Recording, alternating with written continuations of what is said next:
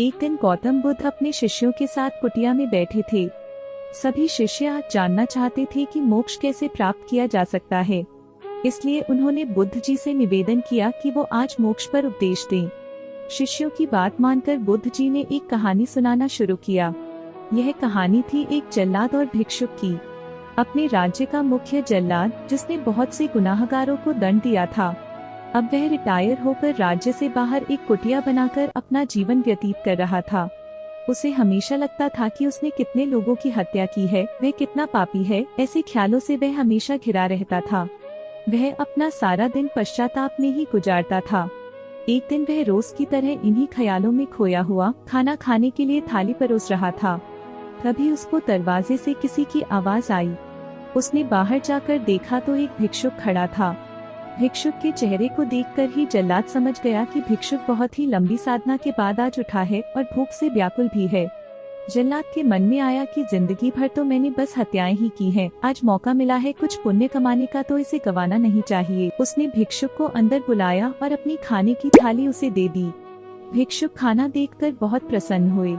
भरपेट भोजन करके भिक्षुक ने जल्लाद से बातचीत शुरू की। जल्लाद ने भिक्षुक को अपने जीवन की सारी कहानी सुनाई।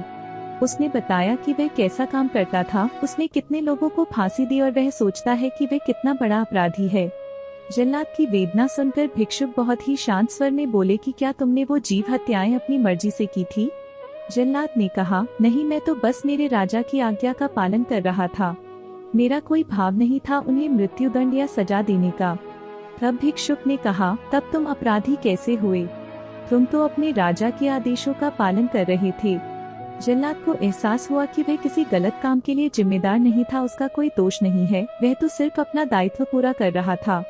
इस प्रकार जल्लाद का मन शांत हुआ। फिर भिक्षुक ने जल्लाद को उपदेश दिया और उससे विदा ले ली।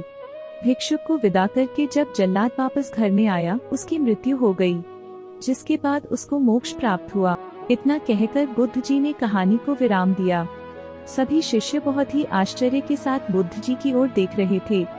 किसी को समझ नहीं आ रहा था कि जिसने इतनी हत्याएं की हो उसे मोक्ष कैसे प्राप्त हो सकता है। तब एक शिष्य ने यह दुविधा बुद्ध जी के सामने रखी। बुद्ध जी ने तब शिष्यों को समझाया कि भिक्षुक के उपदेश से जल्लाद को ज्ञान प्राप्त हो गया था।